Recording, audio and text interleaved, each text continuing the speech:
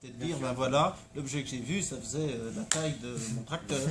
Voilà, oui, c'est souvent c'est vrai. Hein. Ça va, C'est de la taille d'un chapeau, c'est de la taille de ma faute. Ensuite, il y a quelque chose aussi dans lequel je fais très attention aussi, et ça j'ai remarqué que vous l'avez fait, vous faites très attention à ça aussi, c'est ça.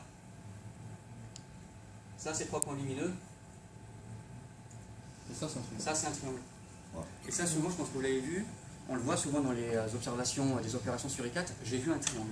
Non, c'est. Qu'est-ce que tu as vu? Il y a des 3 lumières qui formaient un triangle. Ah!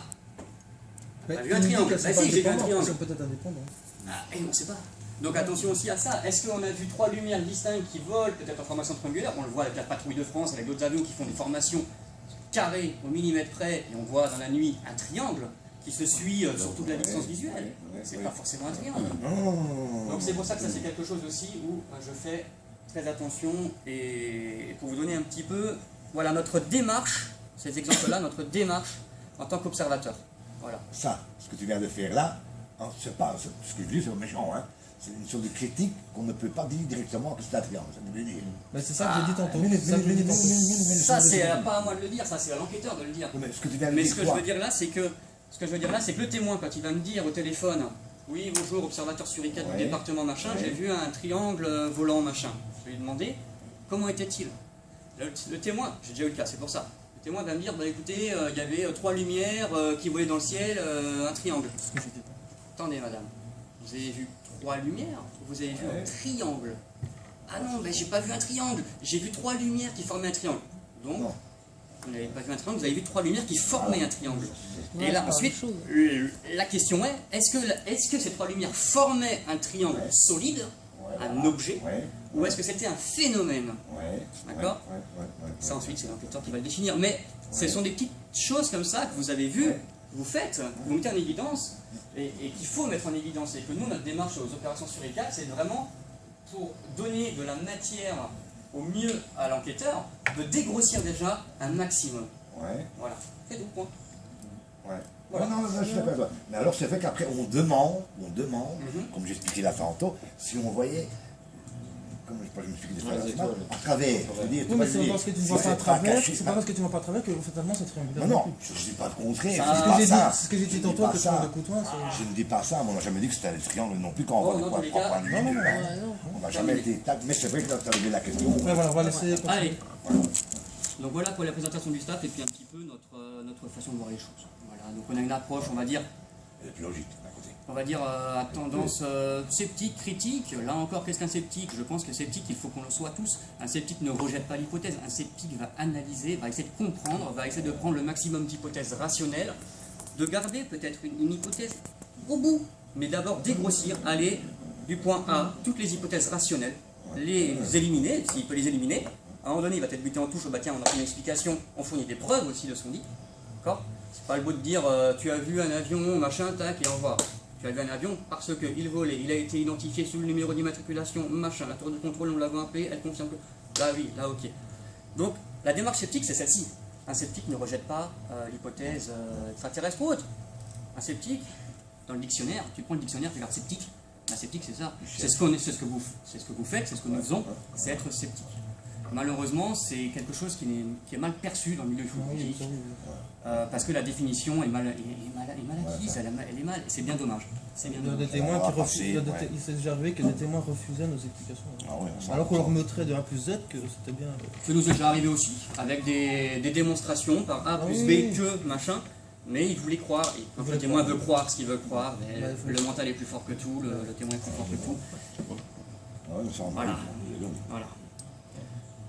Donc là, par exemple, bon, avant de commencer les vidéos méprises, donc voilà, je vais vous parler vite fait de ce qu'on a fait. Donc on a fait des applications pour téléphone portable, où en fait, dès qu'une observation d'un observateur est observée, celle-ci est immédiatement relayée sur le téléphone portable de tout le réseau, si admettons toutes ces personnes-là ont l'application sur leur téléphone, demain je vois un truc dans le ciel, vous avez tous l'information en temps réel.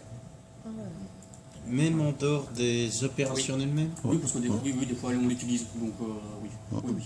Elle fonctionne toute l'année, c'est comme une application dormante. L'information du repas d'Amé a été envoyée hier soir sur l'application à tout le monde. Tout à fait. Donc il y a plus de 500 personnes qui ont l'application. Donc les 500 ont reçu l'information qu'on était ici aujourd'hui. Là, on a fait un peu, voilà, c'est amusé, on a fait un petit drapeau, notre drapeau Opération Suricate. On est un peu chaud, hein. Bon, voilà, ensuite on reprend les mêmes choses. On a la chance de pouvoir se déplacer assez régulièrement pour présenter ce qu'on fait en France. On a fait une petite, voilà. La dernière fois, on était invité en fac de sciences. On a fait une exposition au milieu scientifique sur ce que nous faisions. Donc c'est appréciable de voir que notre travail est quand même reconnu par certaines instances scientifique, puisque notre démarche est somme toute quand même carrée, critique, technique, et dans une démarche scientifique. Comprendre ce qui se passe au-dessus de nous. Comprendre... Pour y avoir été là-bas à Bourges, donc avec Gilles, l'idée reçue que les astronomes et les ufologues ne s'entendent pas, c'est une fausse idée reçue. On s'est très bien entendu, et comme je disais tout à l'heure à François, on n'est pas astronome ou ufologue, on est tous observateurs du ciel. Donc on parle le même langage, on regarde les mêmes choses. Donc on peut pas être en conflit avec les astronomes. Voilà, on regarde le ciel, peut-être pas sur les mêmes choses, mais le principe reste le même.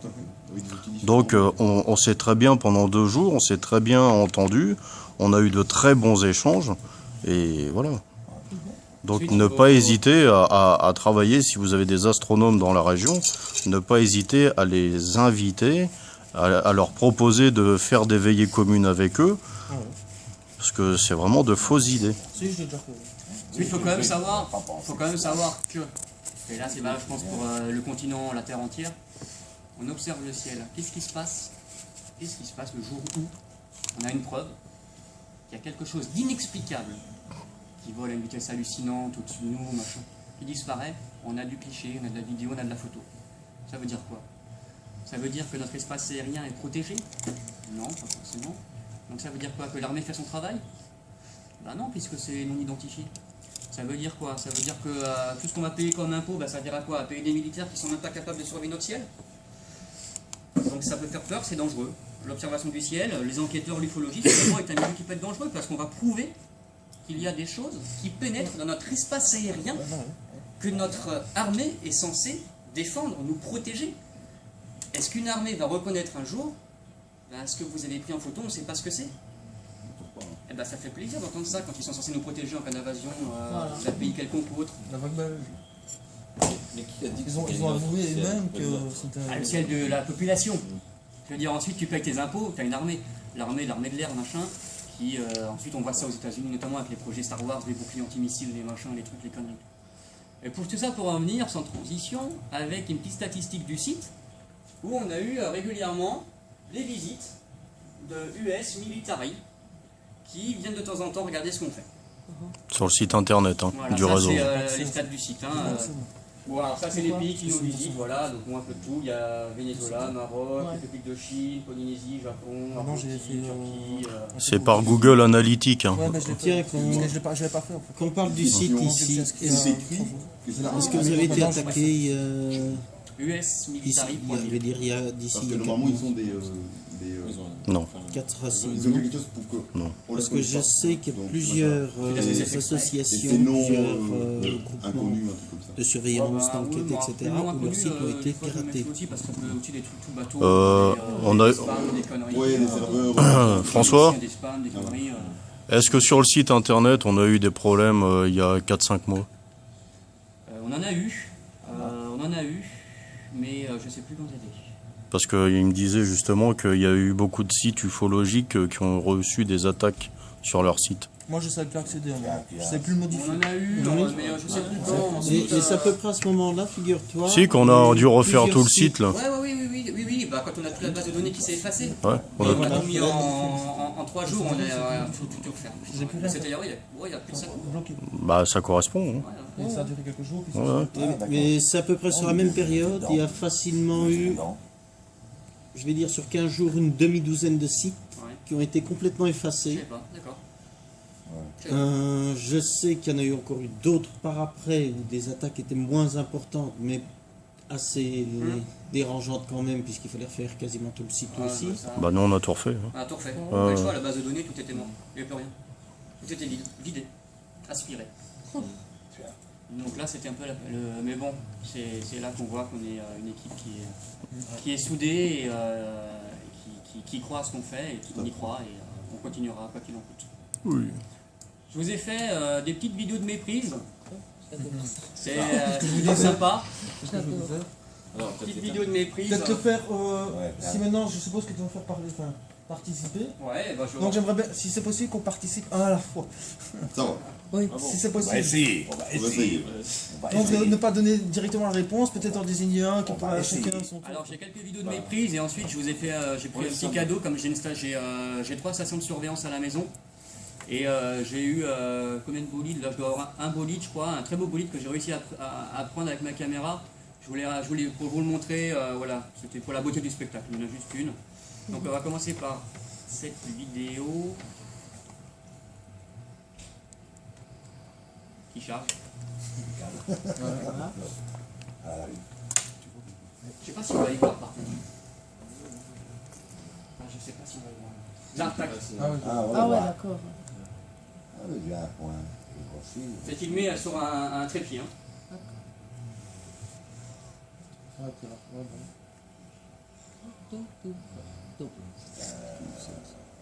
J'ai déjà vu ça. Genre de phénomène comme ça. Ouais, j'ai déjà vu ça. Donc là-bas, c'est Non, attends, regarde. Donc là, c'est toujours, ça filme toujours. Hein, voilà.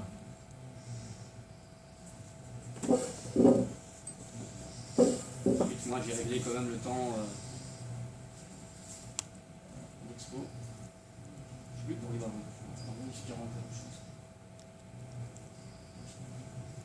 Ah, il est là, voilà. Ça remarche. Alors, c'est pas la même chose. Hein. Non, non.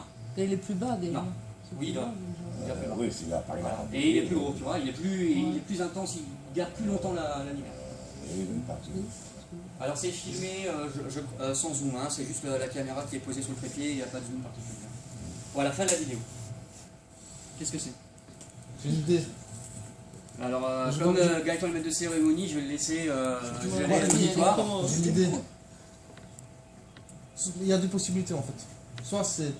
Tu me dis que c'est pas pareil, donc c'est pas. C'est pas la même chose. C'est pas la même chose, donc c'est pas bonne idée. Non. D'accord. Non, c'est peut-être un iridium. C'est presque ça. C'est presque ça. C'est chez toi? C'est quoi C'est pas une voiture qui tourne en haut d'une colline? Allez, on va conclure. Non, on va- c'est pas on va un le cas. iridium. C'est 2 iridiums. C'est deux iridiums. C'est 2 iridiums à un temps d'intervalle très court. Voilà. C'est 2 iridiums. Je précise que les iridiums, qu'est-ce que c'est? On y viendra tout à l'heure. J'ai une vidéo d'un iridium où on voit ce que c'est. Je vais vous expliquer qu'est-ce qui fait cette lumière. Tout comme l'ISS. Je vais vous expliquer aussi qu'est-ce qui fait cette lumière qu'on voit. Les iridiums et l'ISS sont des phénomènes qu'on peut prévoir à l'avance. Longtemps. Ah, d'accord. Mais moi, oui, c'est de. Voilà. Ibn Abov, je te laisse. voilà. Gaëtan connaît, donc... Et c'est quelque chose que vous pouvez vous-même voir ce soir, demain, s'il y en a. Quoi. Et vous pouvez télécharger l'application sur votre téléphone, ISS Detector. De télécommunication.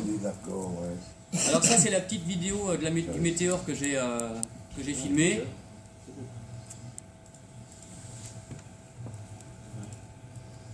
On va mettre en grand, attends, je vais le remettre. Voilà. Ça, c'est une belle. Oh, Ça, c'est un météore que j'ai filmé, je sais plus quand, il y a la date dessus, c'était le 16-10-2012. C'est quoi? Moi, c'est une Wattec, pour les connaisseurs. C'est une caméra qui fait en luxe, ça fait 0,0000001 luxe, ou alors il y a peut-être un 0 à enlever. Voilà. Méprise.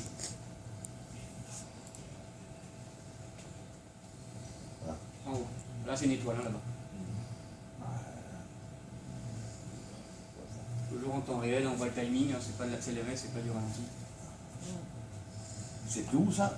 En haut de Savoie. C'est pas l'ISS ça? C'est l'ISS, oui. Négatif. C'est un satellite. Négatif. C'est pas un c'est satellite. pas un satellite. C'est un... Un avion? Négatif. Je sais comment on dit ça. Ça clignote? Non. Ah non, Il va pas en ligne droite, il a viré. là. C'est là le dessin, là. Qui c'est qui a dit que c'est pas une droite qui l'a viré? Moi. Bonne réponse. C'est un avion, ouais. Ouais, il clignote, ouais. Ah ouais, On voit qu'il clignote, ouais. D'accord. C'est un hélicoptère. C'est un hélicoptère. Un hélicoptère, oui, voilà. Et là, on voit bien qu'il clignote là. Regarde, Ça, après, Ah oui, exact, ouais. voilà. Il clignote, là. Et j'ai eu de la chance, celui-là, de le choper, parce que c'était pas prévu, il était vraiment très bas. C'est vrai qu'il a un flash puissant en dessous. Ouais, hein. ouais, il a un flash très très puissant. Quand on le voit comme ça, Pas de bruit, Voilà. Ah ouais. pas de bruit. Le bruit. bah, je vais te dire un truc, ma caméra est dehors, ensuite moi je fais ma vie, hein, je joue avec mes enfants. Ah, t'as pas le son. Ah non, il n'y a pas de son moi là sur ma caméra. Ah, d'accord. Non, non. C'est bon, tu vois. Et tu vois, là c'est intéressant parce que c'est la perception de l'observateur, le champ de vision, il est au cul ou il est en mouvement l'observateur, il va voir que la même chose. Là on est sur un plan fixe, on a la chance de voir qui fait un virage et on voit d'ailleurs un petit peu les faisceaux là. Les faisceaux là, par certains Et le moments. faisceau, oui, Voilà. ouais. Donc c'est vrai que là aussi c'est la perception de l'observateur et ensuite ce qu'il va schématiser dans son cerveau. C'est-à-dire que là on va avoir une boule de lumière fixe qui bouge pas. Alors si tu es dans ta voiture, l'autoradio à fond, Ouais. avec le pare-brise, tu vas juste voir une masse blanche immense qui va venir vers toi, comme les phares d'un avion. Tu vas dire, putain, qu'est-ce que je vois? C'est un truc. C'est ce qu'on a souvent avec les avions. Mais ensuite, avec ta bagnole, le son à fond, t'entends rien, tu vas prendre un chemin de traverse parce que tu vas rentrer chez toi, tu vas perdre l'objet de vue. Tu n'auras jamais vu qu'il aura fait un virage, puis il a clignoté, tu n'auras pas vu l'hélicoptère, machin. Donc, toute une question de perception visuelle et voilà, et de cheminement. Ouais, c'est ce qu'on a souvent de Bah, l'appartement. c'est moi qui Tu vois le phare d'un avion et pendant 3 Alors minutes là- ça bouge pas, ça reste fixe. Et, Puis là, il vient avec les toiles. et puis ouais, il vient en fait tout doucement. Encore une petite vidéo. C'est. Oui, Attends, on va regarder. Il va être là. Ah, il s'est mis à faire des vidéos de méprise donc. Parce qu'on essaie quand même de créer une banque de données visuelle pour les observateurs, histoire de les préparer au terrain. Alors moi j'ai une idée, j'ai deux idées. Deux, ok. Soit c'est un avion qui vient de face mais qui a tourné, Oui. Soit. soit c'est peut-être un iridium. C'est un iridium encore. Idiot, Donc un iridium, vous voyez, pour ceux qui ne connaissent pas, qui n'ont jamais vu, c'est une comme une petite étoile qui va apparaître d'un coup. Tu vois, là il fait noir, c'est super, c'est sympa. On voit un petit point qui arrive au loin, tout petit, Il avance, il grossit, jusqu'à ensuite dégrossir et disparaître. Pour les photographes, ça fait des super photos. Je m'amuse, c'est très difficile à faire des photos d'iridium. J'ai eu la chance d'en faire 2 potables sur 120, je crois. Mais ça fait des très belles photos les Je iridiums. savais pas non plus. Et ce qui arrive aussi, c'est que vous avez 2 iridiums en parallèle qui scintillent en même temps. Ça, je l'ai vu, ça. C'est assez impressionnant à voir. Ouais. L'iridium, bah en fait, comme tu vas sur Ivan à gauche par exemple, tu sais à quelle heure il va arriver en temps universel. L'horloge, donc, tu vas caler ta montre. Even à la above. seconde près. Tu regardes ensuite avec ISS détecteur sur ton téléphone, tu l'as. En fait, il va apparaître et il te marque. T'as ISS et t'as tous les satellites. Donc visuellement, tu vois la constellation, machin, tu prends ton petit zoom, comme ça tu as un champ large, tu es sûr de la voir. Et Nous, on puis, l'a systématiquement sur les téléphones quand on est enveillé. Comme ça, on fait le lever de doute tout de suite. Mais maintenant ici avec Oh, moi je le fais en. t'as pas beaucoup d'applications. Non, non, je touche pas tout. Beaucoup Ouais, Android, ouais, ouais, Google ouais. Play. Non, ça dépend. Généralement, je mets plutôt un maximum. Quoi. Ouais, ouais, je mets quand même plus un peu. Ouais, un peu plus. Qu'est-ce qu'un iridium? Ouais, c'est quel site Even. C'est celui qu'on sert pas les enquêtes. Ouais, c'est la Tu t'en sers pas toi? Evans, Bob, là. On a foutu la merde, là. Ah, si. Non, excusez-moi. C'est là que t'as Bon, toute la base de données des l'iridium, Oui. ça se fait pourquoi? Alors, Comment? c'est la prochaine vidéo. Ah, ok. Ouais, qu'est-ce qu'un iridium? Là, je vais pas te montrer une méprise. Je vais te montrer ce que c'est un iridium et je vais t'expliquer pourquoi. Ok. Alors, un iridium, regardez. Non, À mais quoi il ça va ressemble? t'expliquer pourquoi il grossit un petit peu. Alors, un iridium, il est... Alors, un iridium, bon, bah, c'est ça, en fait, c'est un petit satellite, et on va le voir en mouvement. Ce qui fait le flash, c'est le panneau solaire du satellite. Oui, c'est ça. Voilà. C'est le flash du panneau solaire qui s'oriente vers le soleil qui provoque le flash. Un iridium, c'est un satellite de télécommunication composé d'un habitacle ici, avec des radiateurs, et nous avons 2 panneaux solaires. L'iridium, en fait, il tourne sur lui-même. Ce qui fait, justement, cette variation de lumière. C'est-à-dire que tu vas avoir un petit point qui va grossir en luminosité jusqu'à dégrossir. C'est le panneau qui tourne et qui te renvoie la lumière. C'est le reflet de la lumière sur le panneau, tout simplement. Parce que la lumière arrive sur un petit côté du panneau jusqu'à illuminer tout le panneau. Et comme il retourne en arrière, et là forcément ça dégrossit, la lumière se barre. Et c'est grâce au satellite Iridium que tu as le téléphone. Exactement. quand même fou. Hein. Ah, c'est lui qui Donc tu as plusieurs satellites, tu as les satellites Iridium, tu as les satellites de géolocalisation, les Alors, satellites un iridium, militaires, regardez, c'est etc. ça, etc. Un mouvement, un iridium en mouvement. C'est ça. Voilà, ça c'en est un, ouais. Voilà. Ça, c'est un iridium en mouvement. Tu vois, il tourne, Il y en et a il renvoie la combien lumière. Il y en a combien d'iridium? Ah, c'est juste ça Beaucoup. en fait. Plein, alors, les gars. Il y en a pour quadriller tout le globe. À des orbites, ce qu'on appelle des orbites géostationnaires. Et tu en as tout autour de la Terre. Je vais la remettre au début parce que là il charge. Ok. Alors là par contre j'ai une méprise en plein jour. Parce qu'il n'y a pas que la nuit qu'on filme des choses. Il y a aussi des observations en plein jour.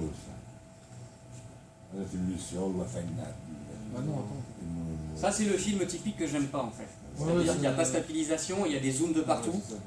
Morcement un paquet. Et quand tu zoomes, bah, c'est pas bon parce que tu joues avec le capteur optique et du coup tu vas avoir des lumières en losange qui sont un petit peu justement ces petits pixels, comme j'appelle ça, qui sont dans le capteur. Comme le capteur c'est plusieurs petites composites et ça va te les faire ressortir en zoomant et ça va donner des couleurs à cause du filtre et donc du coup ça dénature un petit peu l'objet. Donc moi je suis toujours partant de faire un 80% en film trépied classique et 20% du film avec des zooms, voilà, parce que c'est quand même intéressant, mais pas de bouger de partout, de machin. C'est pas évident, parce que quand tu es devant l'instant T, c'est plus facile à dire qu'à faire. Alors moi j'ai une question sur la vidéo. Est-ce que le témoin l'a vu de ses propres yeux? Oui, Donc c'est pas... ça c'est une vidéo que j'ai récupérée sur internet.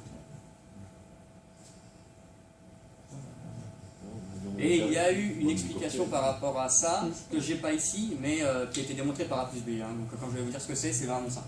Après, on va me croire sur parole, je suis désolé. Mais ouais. Ballon météo. C'est ça pour elle d'après vous? Un hélico. Non. Non. C'est intéressant cette vidéo parce qu'on voit que le film est flou. Donc il y a déjà un mauvais réglage.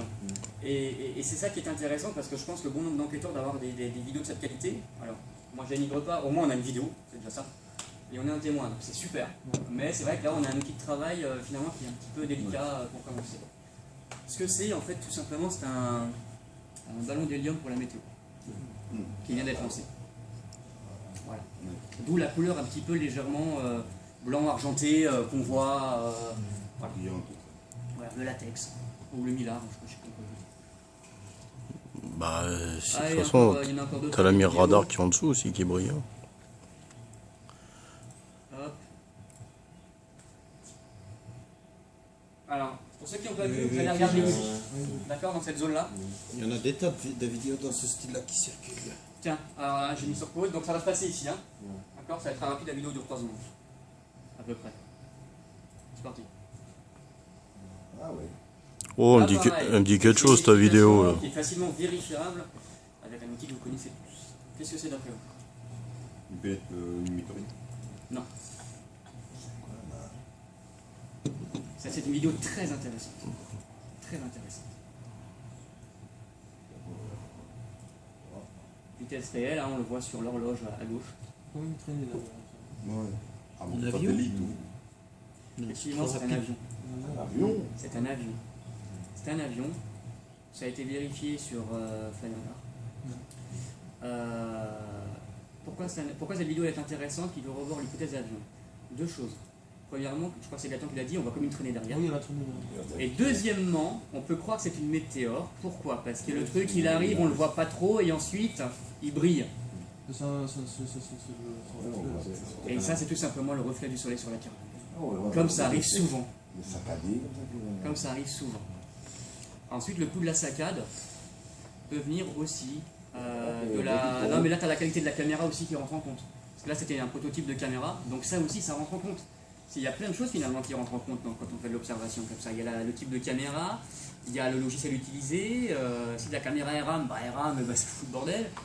Donc il y a plein de choses qui voilà. Là, on a une vidéo, allez, j'en ai encore deux, trois, pas de plus. Là, j'ai encore une vidéo intéressante. J'attends juste, voilà, attends que je vais la remettre au début. Ouais, elle dure pas 10 secondes à peu près. Allez, je mets play. Tac. Voilà, Oui. dans le nuage. Dans le nuage. C'est pas fini. Ah là. Ah ouais, là. C'est pas fini.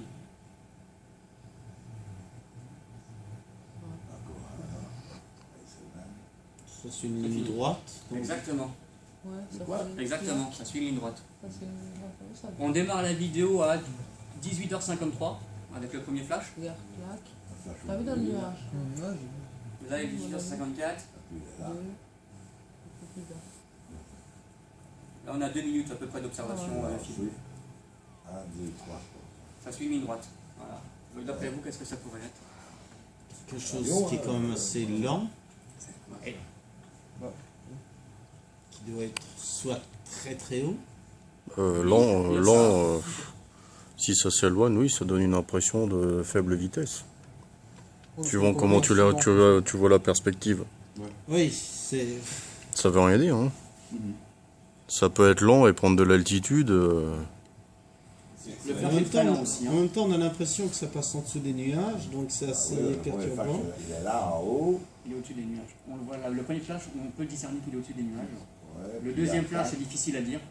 On a quand même de la pixelisation. Le troisième flash, bon, il n'y a pas de nuage au-dessus, il y a juste à côté. Ce que c'est en fait, tout simplement, alors c'est pas un Iridium, c'est pas l'ISS, c'est pas un avion, c'est pas un hélicoptère, c'est un satellite lambda type Envisat. Voilà. un satellite. Un satellite. On a des satellites qui volent au-dessus de nous aussi, satellites météorologiques, des satellites tierces. Le plus connu, c'est surtout généralement Envisat, qui est de la météo, je crois, celui-ci. Et qui, des fois, ben, ça arrive et c'est aussi vérifiable. Ça, les vidéos que je vous montre, c'est des vidéos qui ont été vérifiées. Ah oui, sinon ça sert à rien. Voilà, sinon ça sert à rien. Moi j'aime bien parler avec des arguments et des preuves. Ouais. Sinon moi je parle pas, je ferme ma bouche. Et donc c'est voilà, c'est un satellite en fait qui a fait 3 flashs et je crois même qu'il a continué en dehors du champ de vision. Voilà. C'est pas la première fois, j'en ai déjà filmé à titre personnel que je vais à la maison. Ça arrive pas tous les jours non plus, mais ça arrive. Puis j'en suis que le vérifier avec Ivan Agov encore une fois, qui est très fourni, ou Call Sky. Pareil. Il est venu où ça il est tombé. Non, il a volé dans, il a fait son truc. Comment il n'est pas tombé, hein, il a continué à. Ah oui, bah. Il a l'air de venir vers le sol. Bah non, c'est Non, c'est parce que la caméra. c'est la caméra. Ensuite, on vérifie. Ceci, ça dure pas longtemps. J'espère qu'on va y voir. Ah, non, mais. Ça, c'est un scanner. Ah, oui, ça c'est un chose, ça. Un Comment on dit laser ça de On a un laser. Mais il y en non, a tombé à droite aussi. hein. Voilà, là je pense qu'on est unanime, c'est exactement ça. Voilà. C'est un skate tracer de discothèque, la discothèque Voilà, était à 30 km. oui, on le sait, on a déjà La fait discothèque le- était à 30 bornes. Sky Tracer. Et pour Mais finir, c'est vrai qu'avec les aérations, il y avait eu Une super une météorite. Je me souviens, il y a longtemps. c'est la Maintenant, première fois j'ai que une j'ai- de mes tantes qui avait téléphoné à la police parce qu'en fait, il y avait un concert là, et les Skyracers ils faisaient ça. En fait. C'était des boules qui tournaient comme ça. pour finir les vidéos, en fait je me suis trompé, j'avais 2 vidéos de bolide. Donc là j'ai une vidéo de bolide qui a été faite aussi par une caméra perso. Ouais, il est beau celui-là. Ah ouais. Juste pour la beauté des yeux. Waouh. Ah oui, Donc, il est beau. La catégorie méprise vidéo, elle est, elle est terminée. Hein. Elle est terminée pour les méprises. Alors pourquoi je vous ai montré ça? J'allume la lumière. Bon. Non. Ouais, si, vas-y, ouais. Si tu veux. Ouais, ouais. Ouais, parce qu'on- Ouais, mais je vais la rééteindre ensuite. Oh, c'est pas grave. Attention aux yeux. Donc j'ai voulu vous montrer ces vidéos de méprise parce que c'est exactement voilà, le but un petit peu de ce que nous faisons. C'est qu'il existe beaucoup de phénomènes dans le ciel qui sont somme toute assez bizarres ou inconnus du témoin, parce qu'on n'a pas la science inclus, il y a des choses que je connais, il y a des choses que je ne connais pas. Voilà. Et c'est pour ça que nous on insiste sur cette vigilance-là aussi et qu'on essaie d'apprendre en fait aux témoins. On essaie d'apporter vraiment un côté ludique au niveau des opérations suricates. C'est-à-dire de pouvoir apprendre aussi aux gens d'observer le ciel, oui, mais de l'observer correctement. Alors forcément, Pierre, Paul ou Jacques, ben, ils ne savent pas forcément ce que c'est un iridium, ils ne savent pas forcément ce que c'est l'ISS, ils ne savent pas qu'il y a une station des astronautes qui volent au-dessus de nous. Et un soir, ben, ils vont peut-être voir cette chose-là qui vont voler au-dessus d'eux. Et puis ils vont commencer à avoir peur, je sais pas, dire putain, un truc extraterrestre, machin, ils vont appeler l'enquêteur, j'ai vu un ovni, je suis en panique, aidez-moi. Donc c'est ça aussi notre rôle, Opération Suricate, du réseau Suricate. C'est avec ces vidéos-là, avec du texte, avec des illustrations, de montrer à ces gens que oui, il existe des choses qui volent dans le ciel, qui sont dans l'espace. Parce que quand on voit l'ISS qui vole à la Station Spatiale Internationale, on a l'impression qu'elle est très proche. Ça fait une grosse boule de lumière. Et en fait, elle est à 400 kilomètres. Oublie pas la deuxième station. Oui, Tianyang. Il y a les Chinois aussi. Et, Hein. les Chinois, là, Pyongyang. Les Chinois. Et mais beaucoup moins, heureusement, beaucoup moins lumineuse car plus petite. Il y a la station spatiale chinoise maintenant. Pyongyang. Mhm. On parle des Américains, ouais. Et on peut la suivre aussi sur Internet en tracker. Ouais. Donc voilà, c'est un petit peu aussi ce qu'on fait toute l'année, puisque bon, si on se résume effectivement à faire des opérations de surveillance du ciel, mais le reste de l'année, voilà, on axe beaucoup sur le côté pédagogique. Voilà. Donc sur ce côté pédagogique, mais également sur des petites expériences scientifiques que nous faisons de temps en temps, car on a la chance d'avoir une équipe qui est calée dans différents domaines, donc autant en profiter, notamment tout ce qui est sciences physiques, de par les études, de par l'expérience de presque tout le staff. Donc, on s'est décidé l'année dernière, par exemple, pour la recherche OVNI, POP. Voilà, on s'est dit, mais ça fait des années qu'on observe le ciel. Mais ce serait bien d'essayer de comprendre un petit peu. Parce qu'observer c'est bien, comprendre c'est autre chose. Donc, je pense que pour comprendre, bah, il faut tenter, il faut faire des expériences. Si ça peut servir aux observateurs aussi. Si ça peut servir. Donc, on a dit, bah, tiens, si on lançait un ballon stratosphérique. Alors à la base, le ballon stratosphérique, c'était une idée, on va dire, pour faire connaître les opérations Suricate, pour annoncer l'opération de juin. Je me dis, tiens, allez, on va lancer un ballon dans l'espace, on va faire un petit Suricate, machin, ça va faire un petit truc, et puis on va faire connaître les opérations Suricate, parce que voilà, c'est nécessaire, c'est utile.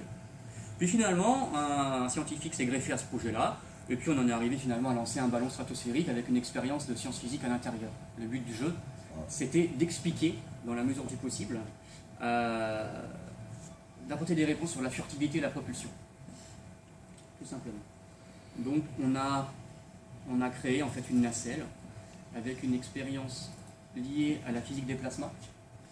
Donc là en fait on a un champ plasma. On a un champ plasma, donc c'est du gaz. À la base c'est un arc électrique qui tourne, hein, ça tu connais peut-être, et qui va créer une effluve de gaz.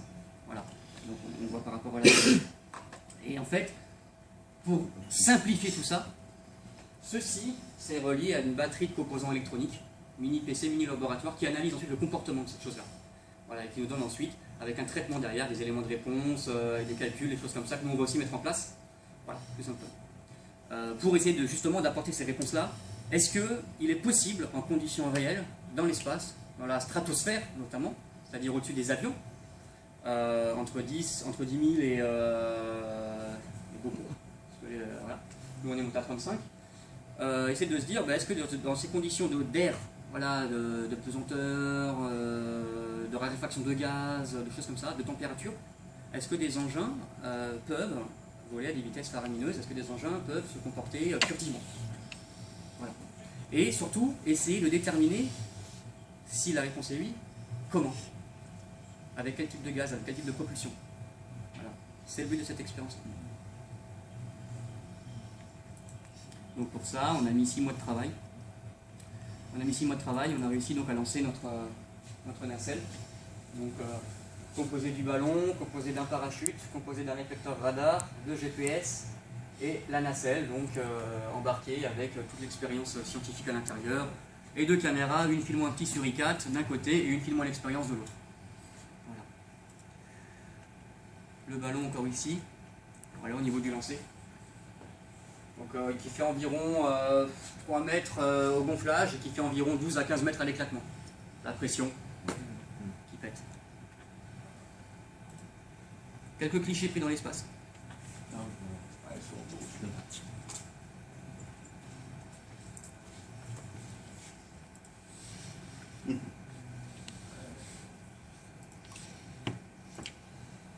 Là c'est le réflecteur radar.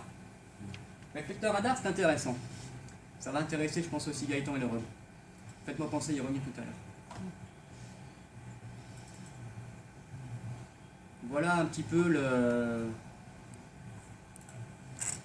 Alors ça c'est voilà, ça c'est une expérience plasma.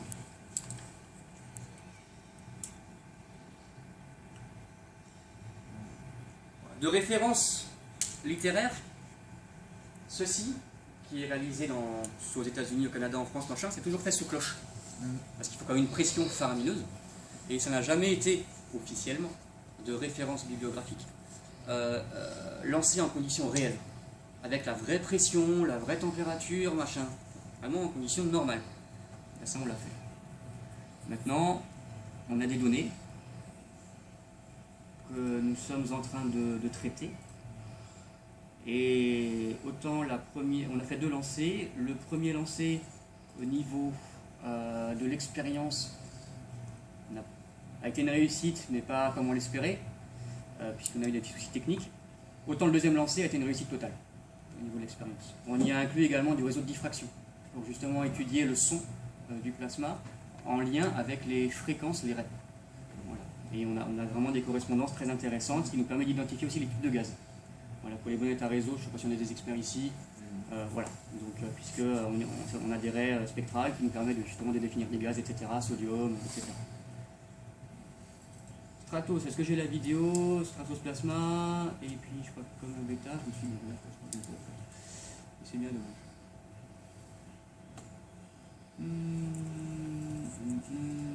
Non. Ça, je pensais que j'avais pris le film, tu vois.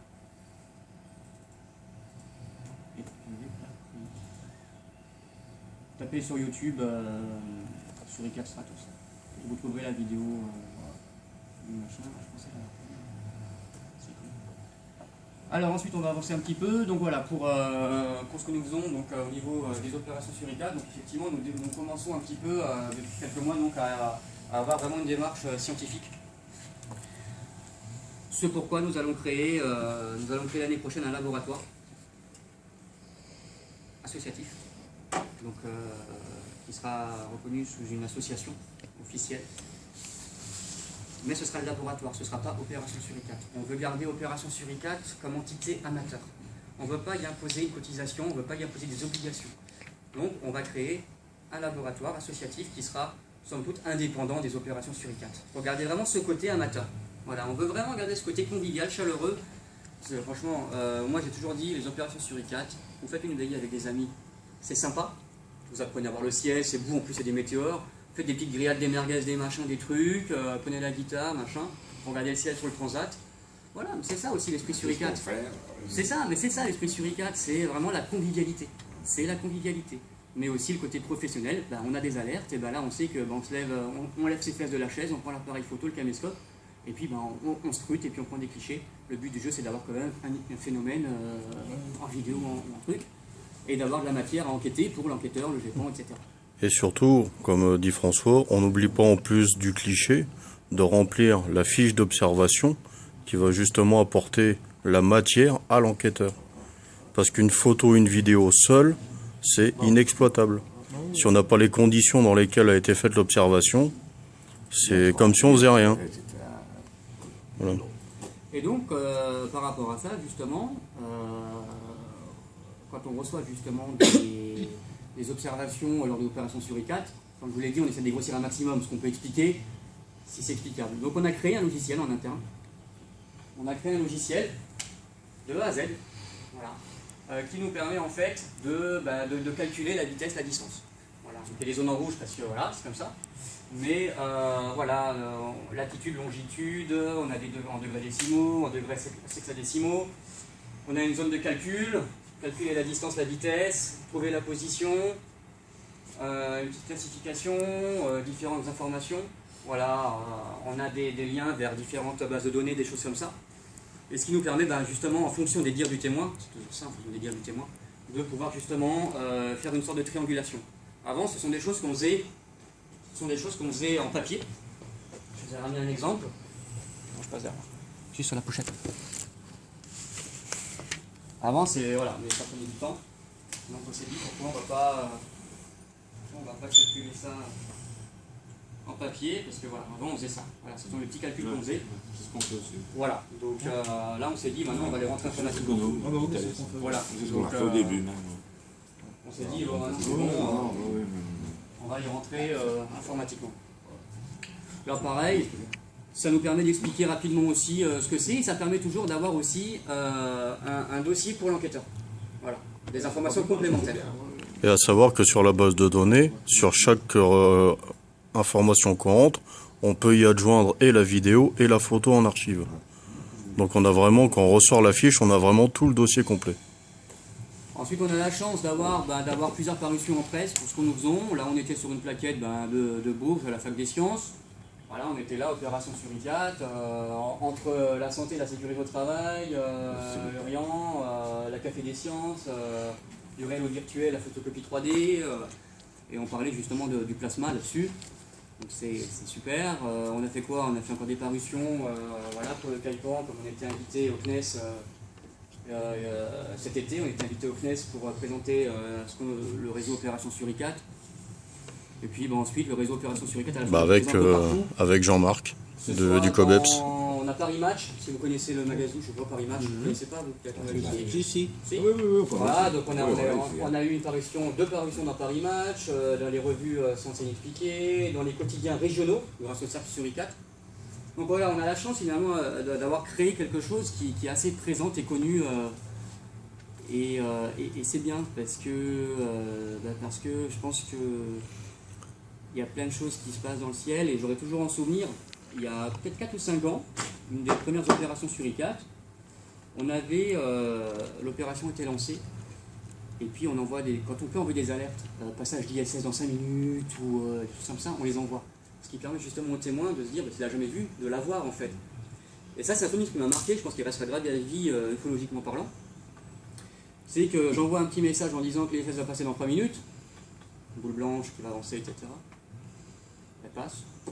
5 minutes après, j'ai un coup de téléphone d'un mec, et je vous jure, c'est vrai, il était en pleurs, le mec. Et c'est pour ça que ça m'a marqué, il a pleuré de joie en fait. Le mec il m'a dit, mais j'ai jamais vu l'ISS, j'en ai entendu parler, mais j'ai jamais vu l'ISS. Je suis trop content, c'est super. C'était un mec qui devait avoir une 50aine d'années. Et ouais, et ce truc-là, là voilà, tu vois, ça m'a dit, ce qu'on fait, c'est pas vain. C'est, voilà, même s'il y a 10 personnes qui vont peut-être te critiquer ce qu'on fait, parce qu'on en a qui nous critiquent, hein, mais bon, ça c'est de la jalousie, c'est parce que voilà. Peut-être que sur les 10, on a peut-être 3 ou 4, et ben ça va leur faire un bonheur parce que ils auront peut-être évité une méprise, qui aurait pu aller très loin. Ce mec aurait pu très bien raconter à ses voisins, j'ai vu un vaisseau extraterrestre, machin, il aurait fini, machin, tac. Et ben non, moi je préfère qu'on soit critiqué plutôt 10 fois et apporter des réponses 3 fois. Voilà. Donc c'est très simple. Pour conclure tout ça, donc là on a vu le réseau national. Pour conclure tout ça, donc on a développé également ce qu'on appelle des cercles Suricate. Cercles Suricate, c'est quoi? C'est des groupes locaux. Donc c'est-à-dire, par exemple en France, on a une quarantaine de départements, un truc comme ça. J'espère que je ne me trompe pas. On y arrive. Le dernier, c'est le Finistère. Et le but, là on a une quarantaine de départements, là on a quoi? On a trentaine de cercles à peu près? On arrive à 38 au total, on est à peu près à 34-35 en France. Ouais. Voilà, donc ça fait comme chez vous 38 provinces, admettons, voilà, qui sont couvertes par des groupes locaux. Donc eux en fait font des veillées quand ils veulent, toute l'année. Voilà. Ou alors Scope, qui gère les cercles Suricate, organise des dates. Voilà. Et tous les cercles font des veillées. Voilà. Donc ce qui est bien, c'est que des fois, ces cercles, ils sont en totale liberté. Ils font quand ils veulent, ce qu'ils veulent. Voilà. Nous, le Suricate, on n'impose rien. On crée juste des structures d'observation. Les mecs, ils veulent pas faire de veillée pendant 6 mois, c'est pas grave, ils s'en foutent pas. On n'oblige rien, on ne force pas. C'est pas le but du jeu. Le but du jeu, c'est d'observer et d'alerter. Voilà, c'est tout. C'est tout, c'est d'observer. Voilà. Et donc, ce sont des structures locales qui observent le ciel et qui font des veillées régulièrement. Donc ce qui nous permet, si vous voulez, entre les opérations Suricate, pour imaginer tout simplement, qu'il y en a peut-être 3-4 par an, des opérations Suricate à grande échelle, les cercles sont actifs toute l'année. Donc on réussit finalement à observer le ciel toute l'année. Voilà. C'est juste une affaire de jour. À partir de l'année prochaine, justement, le nouveau calendrier, je vais bientôt le publier, où là on va mettre en place une veillée des cercles par mois. À date aléatoire, mais une par mois. Et en dehors de ces dates, les cercles pourront en faire plus s'ils veulent. Voilà. Alors quand on dit cercle, faut entendre veilleur à l'intérieur des cercles. On dit cercle pour la zone géographique. Voilà. Il peut y avoir une dizaine de veilleurs dans un cercle, dans une zone, mais en avoir qu'un qui fait une veillée. C'est pas grave. C'est pas un souci. Alors, petite image d'un cercle. Là, on a un département, une province, admettons. Dans chaque province ou département, on a ce qu'on appelle donc un coordinateur local. C'est lui qui va un petit peu dispatcher, être le maître de cérémonie, grosso modo. Lui, il va en fait avoir des observateurs répartis dans son département ou sa province. Quand il fait des opérations locales, tous ces mecs-là sont actifs et surveillent son département. Donc, au lieu d'avoir un observateur, il y en a plein dans le département, la province. D'où l'intérêt justement d'éviter qu'ils soient tous rejoints sur un même lieu et de plutôt comment dire, pas insister, mais comment dire, l'utilité, c'est qu'ils fassent ça de où ils sont. Le but, c'est d'écrire l'histoire de l'ufologie de notre région, mais dans la totalité de notre région. Si on fait déplacer les gens en un seul point, c'est pas intéressant. Le but, c'est de multiplier les sites d'observation pour justement, en cas d'observation, de pouvoir le suivre sur toute la longueur et par le plus grand nombre d'observateurs. Le mec qui est là, le suricate qui est là, il observe tout ça. Lui qui est là, il observe tout ça. Tout ça, tout ça, tout ça, tout ça. Tout le département est couvert visuellement. Si tout le monde est là, ouais, tu vas couvrir tout ça. Mais tout ça, c'est pas couvert. Si les suricates sont répartis dans le département, tout le département est couvert. On a actuellement quasiment 38 cercles. Celui-ci est couvert, celui-ci est couvert, celui-ci est couvert, celui-ci est couvert. Au final, c'est toute la France qui est couverte. Mais c'est ce que je voulais demander. Donc, vous avez 38 cercles. Est-ce que vous avez des zones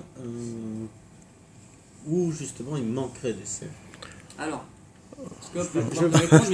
voilà, c'est ça que je voulais demander. Tout ce qui est en bleu, ce sont les cercles suricates.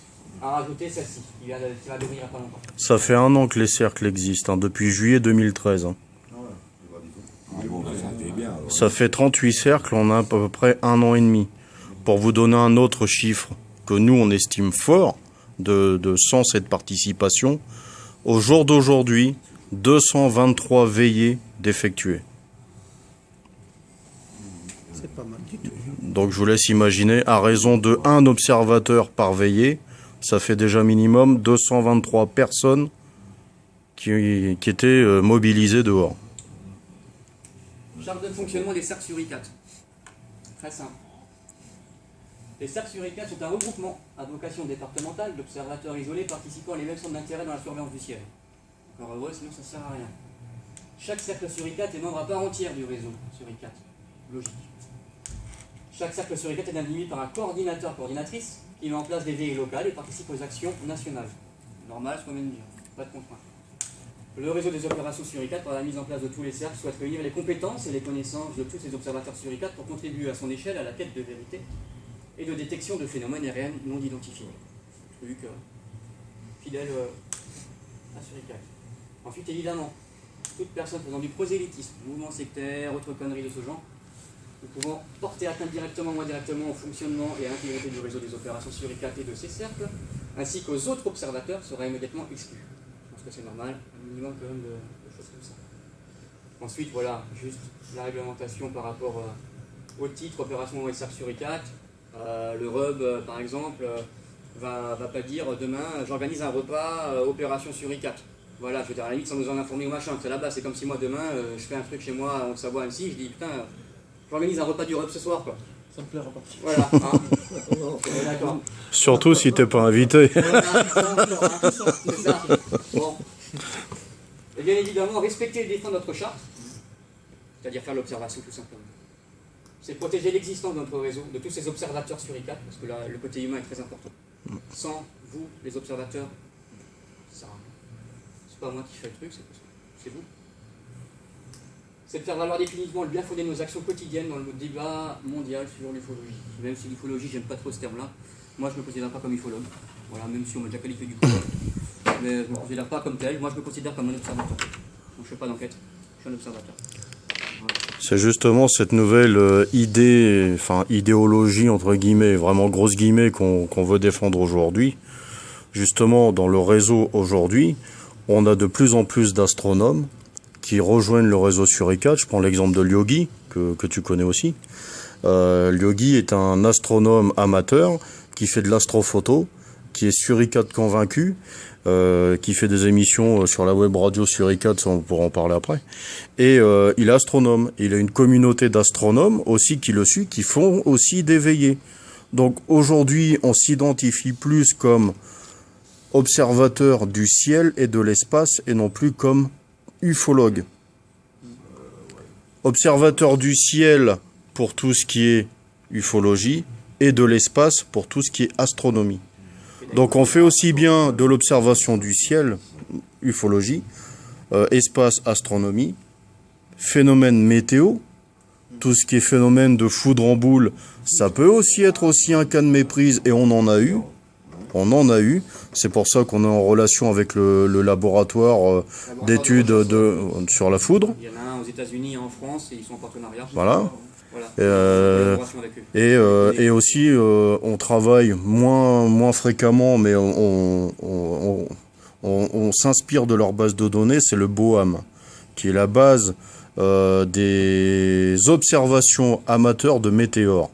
Donc c'est boam.fr et c'est le recensement notamment des vidéos prises par les caméras All Sky. Et justement sur le site des cercles sur ICAT, par la suite je rajouterai 2 formulaires. Donc il y a celui où on peut faire en ligne la déclaration d'une observation au même titre que vous faites vous sur votre site, mais on rajoutera aussi un questionnaire relatif aux phénomènes orageux et un questionnaire sur les phénomènes météorites bolides, voilà, qui sera transmis au BOAM, qui sera transmis au Labo Foudre, etc. Donc pour conclure aussi, nous avons donc mis en place donc, des outils, voilà, à la disposition de l'internaute, de l'observateur, en libre consultation. Donc c'est un peu comme un catalogue, un petit guide du Suricat qu'on essaie de mettre en ligne, voilà, avec la technologie du Suricat, la classification des nuages, le matériel du Suricat.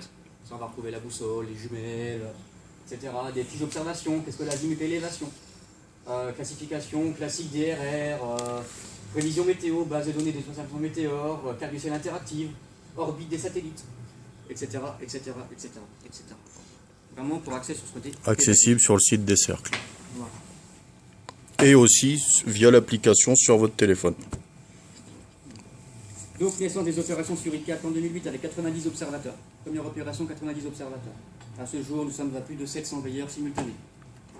Avoir la possibilité de photographier et filmer tout objet ou phénomène aérospatial insolite, connaître son ciel nocturne. Observation du ciel et pédagogie pour observer les méprises. Vérification en temps réel des phénomènes astronomiques, trafic aérien, ainsi que rentrée atmosphérique et phénomènes aérospatial tels que satellite Iridium et Connex. Chaque participant s'inscrit à l'opération sur ICAT en cours via un formulaire web. Il entre diverses coordonnées telles que le lieu, le numéro de téléphone, le nombre de personnes. 34 pays ont déjà participé à une opération. Composé d'une équipe de gestion dite amateur et ne disposant d'aucun statut associatif. Création des cercles sur ICAT en 2013, visant une complémentarité des opérations nationales. Le réseau a lancé en 2014 un ballon stratosphérique visant à créer un phénomène plasma. Un second ballon a été envoyé dans la stratosphère en juin 2014. Nous nous concentrons sur la surveillance et le signalement des pans. Les rapports sont ensuite envoyés aux organismes compétents. N'hésitez plus, rejoignez-nous. Merci. Merci. C'est déjà fait.